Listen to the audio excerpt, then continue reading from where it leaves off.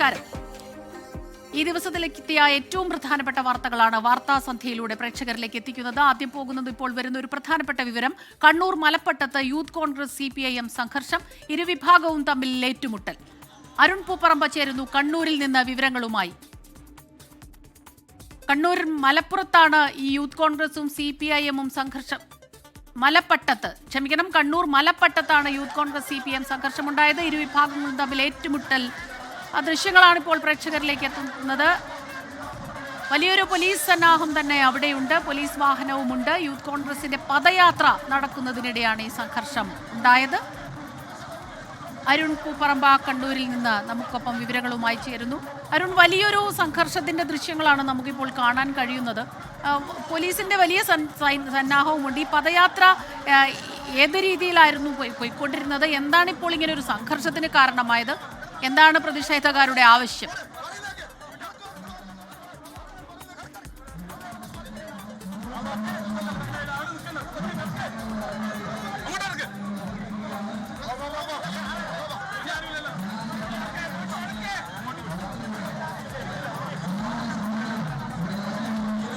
Youth Congress CPM സംഘർഷമുണ്ടായതിന്റെ ദൃശ്യങ്ങളാണ് കാണുന്നത്. വലിയ രീതിയിലൊരു വാക്കുതർക്കം അവിടെ നമുക്ക് കാണാൻ കഴിയുന്നുണ്ട്. അവിടെ പോലീസുമുണ്ട്. യൂത്ത് കോൺഗ്രസ് നടത്തിയ ഒരു പദയാത്ര, ആ പദയാത്രയിലാണ് പിന്നീട് അത് സംഘർഷത്തിലേക്ക് കലാശിച്ചത്. പ്രതിഷേധക്കാർ മാത്രമല്ല ഈ സംഘർഷമുണ്ടായതിനെ തുടർന്ന് അവിടെ വലിയ പോലീസ് അവിടെയുണ്ട്. ഒപ്പം തന്നെ നിരവധി പേർ യാത്രക്കാരായിരുന്നവരും അവിടെ തടിച്ചുകൂടിയിട്ടുണ്ടെന്ന് നമുക്ക് ദൃശ്യങ്ങളിൽ നിന്ന് മനസ്സിലാകുന്നുണ്ട്.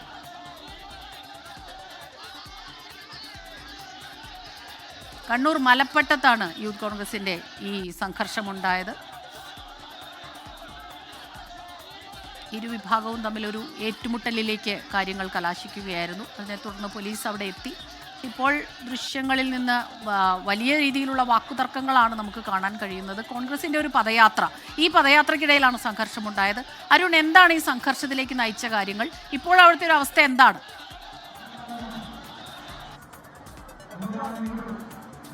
അസ്മിത, ഒരാഴ്ച മുമ്പാണ് ആ മലപ്പട്ടം അടുവാപ്പുറത്ത് വെച്ച് ഈ യൂത്ത് കോൺഗ്രസ് പ്രവർത്തകരും അതോടൊപ്പം തന്നെ CPM പ്രവർത്തകരും തമ്മിൽ ആദ്യഘട്ടത്തിൽ സംഘർഷമുണ്ടായത്. അത് ഇവിടെ ഒരു കോൺഗ്രസിന്റെ ഒരു സ്തൂപം തകർത്തതുമായി ബന്ധപ്പെട്ടും അതോടൊപ്പം തന്നെ യൂത്ത് കോൺഗ്രസ് പ്രവർത്തകന്റെ വീടിന് നേരെ ആക്രമണം ഉണ്ടായി എന്നും കൂടി ആരോപിച്ച് ഒരാഴ്ച മുമ്പ് യൂത്ത് കോൺഗ്രസ് ഇവിടെ പ്രകടനം നടത്തിയിരുന്നു. അന്നും ചില പ്രശ്നങ്ങൾ ഇവിടെ ഉണ്ടായിരുന്നു. അതിൽ ഇവർക്ക് സംഘടനാ സ്വാതന്ത്ര്യം ഈ കണ്ണൂർ മലപ്പട്ടം എന്ന് പറയുന്ന സ്ഥലത്ത് നൽകുന്നില്ല എന്നാരോപിച്ചുകൊണ്ടാണ് ഈ യൂത്ത് കോൺഗ്രസിന്റെ നേതൃത്വത്തിൽ ഇന്ന് പദയാത്ര ഇവിടെ സംഘടിപ്പിച്ചത്. യൂത്ത് കോൺഗ്രസ് സംസ്ഥാന അധ്യക്ഷൻ രാഹുൽ മാങ്കൂട്ടത്തിന്റെ നേതൃത്വത്തിലാണ് പദയാത്ര സംഘടിപ്പിച്ചത്. അടുവാപ്പുറത്ത് നിന്നും മലപ്പട്ടം വരെയായിരുന്നു ഈ പദയാത്ര സംഘടിപ്പിച്ചത്. അതിനിടെയാണ് ഇപ്പോൾ സംഘർഷമുണ്ടായത്. അതായത് അടുവാപ്പുറത്ത് നിന്ന് ആരംഭിച്ച പദയാത്ര മലപ്പട്ടം സെന്ററിലെത്തിയ ഘട്ടത്തിൽ ഇവിടെ ഉണ്ടായിരുന്ന DYFI പ്രവർത്തകരും DYFI CPM പ്രവർത്തകരും അതോടൊപ്പം തന്നെ യൂത്ത് കോൺഗ്രസ് പ്രവർത്തകരും തമ്മിൽ നേരെ ഏറ്റുമുട്ടുന്ന സാഹചര്യമാണ് ഉണ്ടായത്. ഇപ്പോഴും സംഘർഷത്തിന് പൂർണ്ണമായി ഒരയവ് വന്നു എന്ന് നമുക്ക് പറയാൻ കഴിയില്ല. ഒരു ഘട്ടത്തിൽ യൂത്ത് കോൺഗ്രസ് പ്രവർത്തകരും CPM പ്രവർത്തകരും ചേരിതിരിഞ്ഞ് ഏറ്റുമുട്ടുന്ന സാഹചര്യമുണ്ടായി. ഇവിടെ അതായത് അടുവാപ്പുറത്ത് ഏകദേശം 4 കിലോമീറ്ററോളമായിരുന്നു ഈ പദയാത്ര ഉണ്ടായിരുന്നത്. അതിനിടെ ഈ മലപ്പട്ടം സെന്ററിൽ ഇവിടെ K. സുധാകരനാണ് ഈ പരിപാടി ഉദ്ഘാടനം ചെയ്യേണ്ടത്.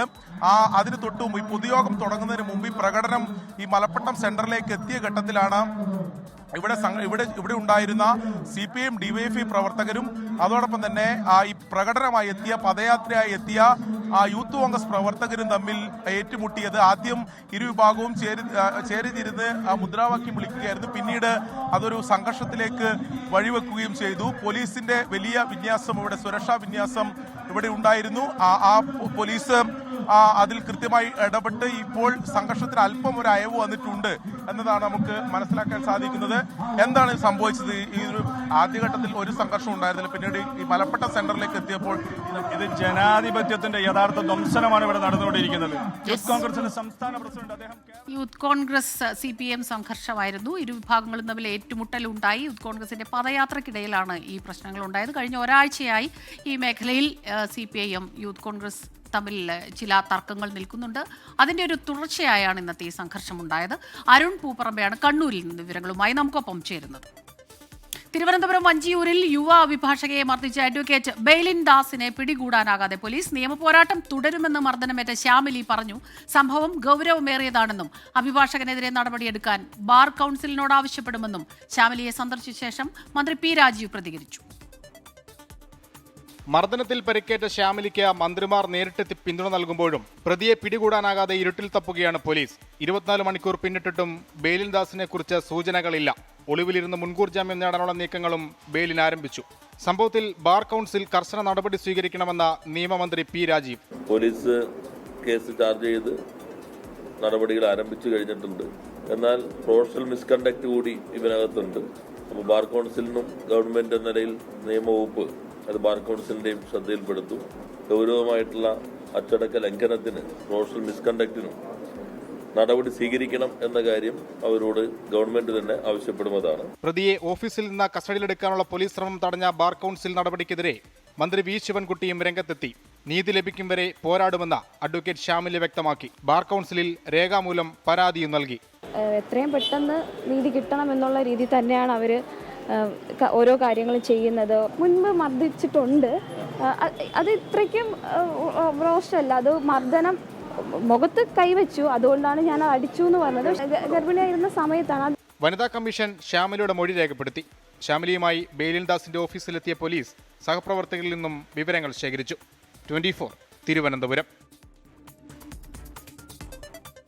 ഈ അഭിഭാഷകനെതിരെ ബാർ കൌൺസിലിന്റെ നടപടി ഉണ്ടായിട്ടുണ്ട്. തിരുവനന്തപുരത്ത് ജൂനിയർ അഭിഭാഷകയെ മർദ്ദിച്ച അഡ്വക്കേറ്റ് ബെയ്ലിൻ ദാസിന് വിലക്ക് ഏർപ്പെടുത്തിയിരിക്കുകയാണ് ബാർ കൌൺസിൽ. കൊച്ചിയിൽ ചേർന്ന ബാർ കൌൺസിൽ യോഗത്തിലാണ് ഈ തീരുമാനമുണ്ടായത്. ബെയ്ലിൻ ദാസിന് ബാർ കൌൺസിലിൽ നോട്ടീസ് അയക്കും.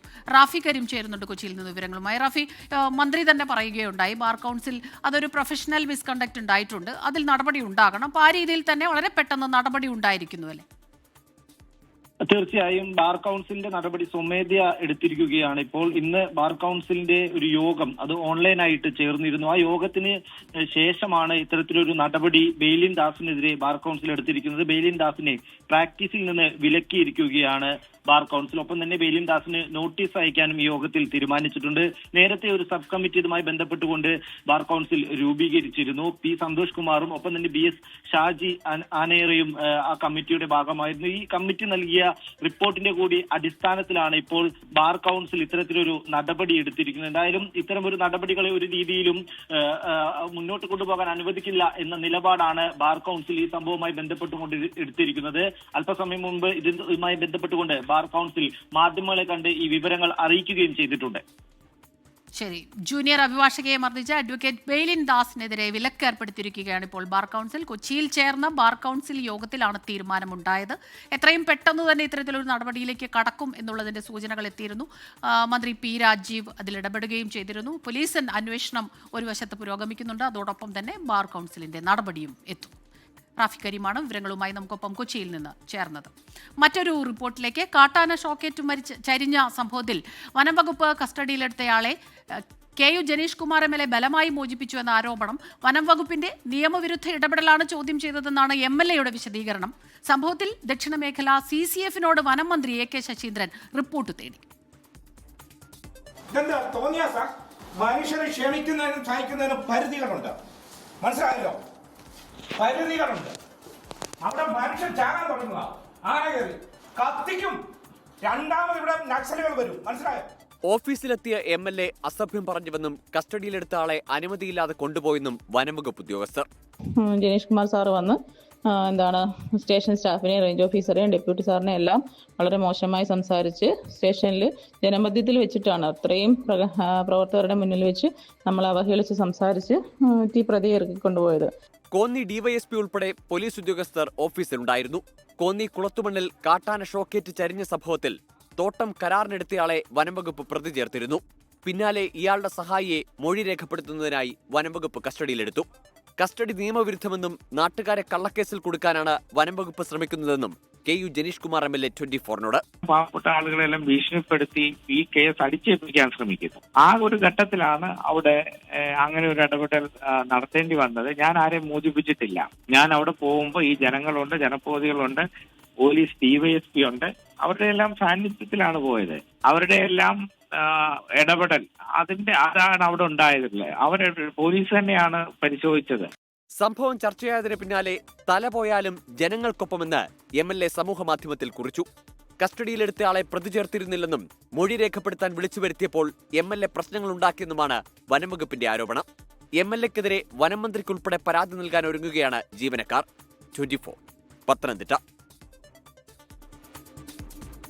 ഈ വിഷയത്തിൽ വനംമന്ത്രിയുടെ പ്രതികരണം നമുക്ക് ലഭിച്ചിട്ടുണ്ട്. KU ജനീഷ് കുമാർ MLAയെ പരോക്ഷമായി വിമർശിക്കുകയായിരുന്നു മന്ത്രി AK ശശീന്ദ്രൻ. ജനപ്രതിനിധികളുടെ പ്രവർത്തനങ്ങൾ ജനങ്ങൾ വിലയിരുത്തുമെന്ന ബോധം വേണം. ഉദ്യോഗസ്ഥരുടെ മനോവീര്യം തകർക്കുന്ന രീതിയിൽ MLA പെരുമാറുമോ എന്നത് അറിയില്ലെന്നും മന്ത്രി പറഞ്ഞു. ജനപ്രതിനിധികളുടെ പ്രവർത്തനത്തെ വളരെ സൂക്ഷ്മതയോടുകൂടി ജനങ്ങൾ വിലയിരുത്തുന്ന ഒരു കാലമാണിത്. ആ കാലത്ത് നമ്മൾ ചെയ്യുന്ന പ്രവൃത്തികൾ ചെയ്യുമ്പോൾ വളരെ ശ്രദ്ധിച്ച് വേണം ചെയ്യാൻ എന്ന് മാത്രമേ എനിക്കിപ്പോൾ അതിനെപ്പറ്റി പറയാൻ. വാർത്താസന്ധ്യയിലേക്ക് എല്ലാ പ്രേക്ഷകർക്കും ഒരിക്കൽ കൂടി സ്വാഗതം. ഓപ്പറേഷൻ സിന്ദൂറിന് പിന്നാലെ വ്യോമ പ്രതിരോധ മേഖല കൂടുതൽ ശക്തിപ്പെടുത്താൻ നടപടികളുമായി ഇന്ത്യ. ഭാർഗവാസ്ത്ര എന്ന പേരിൽ solar defence and aerospace limited പുതിയ വ്യോമ പ്രതിരോധ സംവിധാനം വികസിപ്പിച്ചു. റഷ്യയിൽ നിന്ന് കൂടുതൽ S-400 വ്യോമ പ്രതിരോധ സംവിധാനങ്ങൾ വാങ്ങാനുള്ള ഒരുക്കത്തിലാണ് രാജ്യം.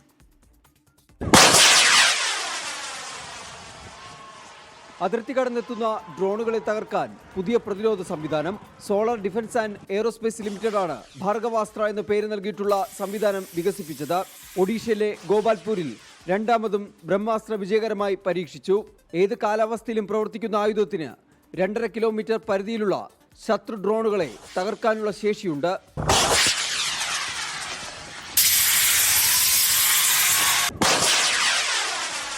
കൂടുതൽ S-400 വ്യോമ പ്രതിരോധ സംവിധാനങ്ങൾ റഷ്യയിൽ നിന്ന് വാങ്ങാനും ഇന്ത്യ ഒരുങ്ങുകയാണ്. പാകിസ്ഥാന്റെ വ്യോമ ആക്രമണങ്ങളെ ചെറുത്തതിൽ നിർണായക പങ്കുവഹിച്ച വ്യോമ പ്രതിരോധ സംവിധാനമാണ് S-400.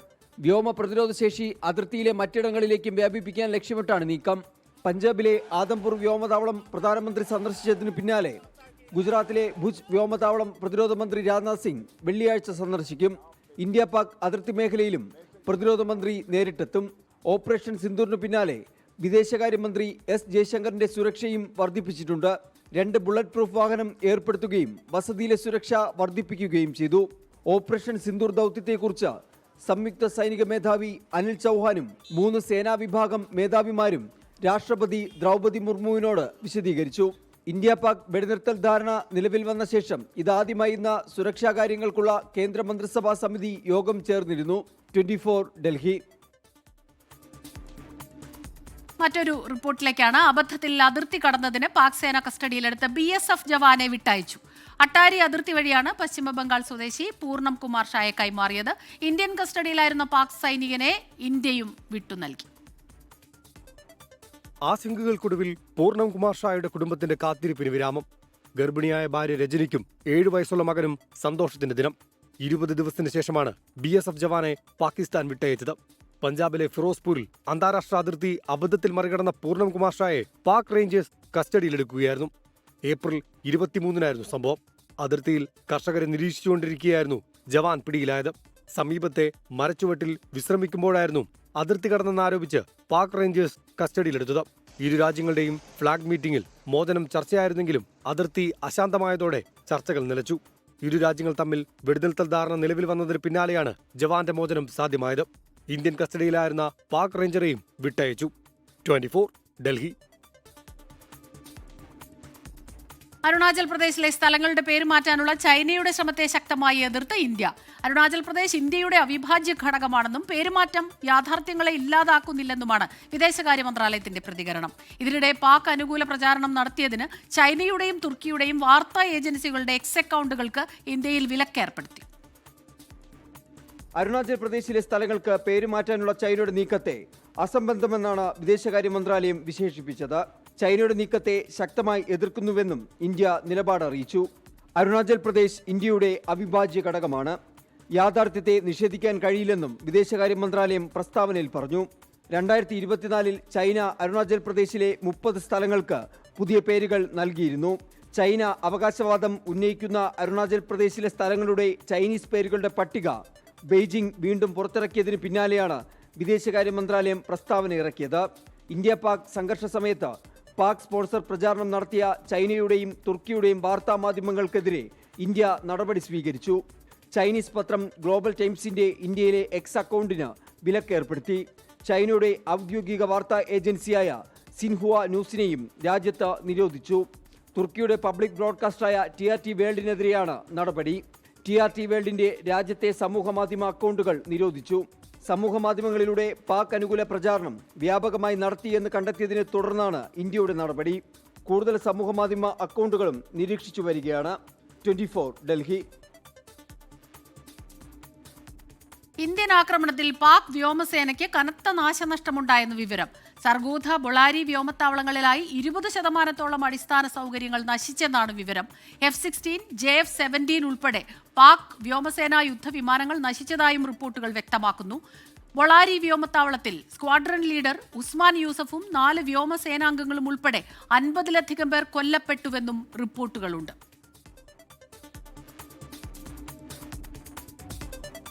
ഓപ്പറേഷൻ സിന്ദൂർ രാജ്യത്തോട് വിശദീകരിച്ച കേണൽ സോഫിയ ഖുറൈഷിക്കെതിരായ മധ്യപ്രദേശ് മന്ത്രിയുടെ വിദ്വേഷ പരാമർശത്തിൽ വൻ പ്രതിഷേധം. വിദ്വേഷ പരാമർശം നടത്തിയ BJP മന്ത്രി വിജയ് ഷായ്ക്കെതിരെ കേസ് എടുക്കണമെന്ന് മധ്യപ്രദേശ് ഹൈക്കോടതി നിർദ്ദേശിച്ചു. വിമർശനങ്ങൾക്ക് പിന്നാലെ സോഫിയ ഖുറൈഷി ഭാരതത്തിന്റെ അഭിമാനമാണെന്ന പ്രതികരണവുമായി BJP ദേശീയ ജനറൽ സെക്രട്ടറി BL സന്തോഷ് രംഗത്തെത്തി. और जिन्होंने हमारी बेटियों के सिंदूर उजाड़े थे वही कटे पिटे लोगों को हमने उन्हीं की बहन भेज करके उनकी ऐसी की तैसी करवाई. മധ്യപ്രദേശിലെ ഇൻഡോറിൽ നടന്ന പരിപാടിക്കിടെയാണ് വിജയ് ഷായുടെ വിവാദ പ്രസംഗം. മുതിർന്ന BJP നേതാക്കളടക്കം വേദിയിലിരിക്കെയായിരുന്നു പ്രസംഗം.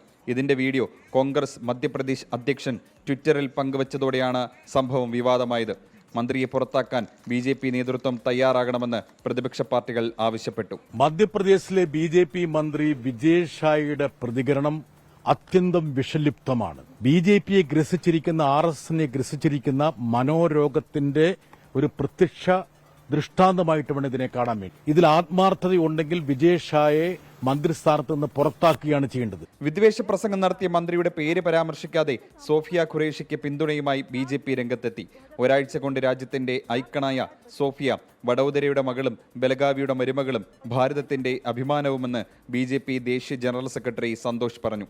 വിദ്വേഷ പ്രസംഗത്തെ അപലപിച്ച ദേശീയ വനിതാ കമ്മീഷനും BJP മന്ത്രിയുടെ പേര് പറഞ്ഞില്ല.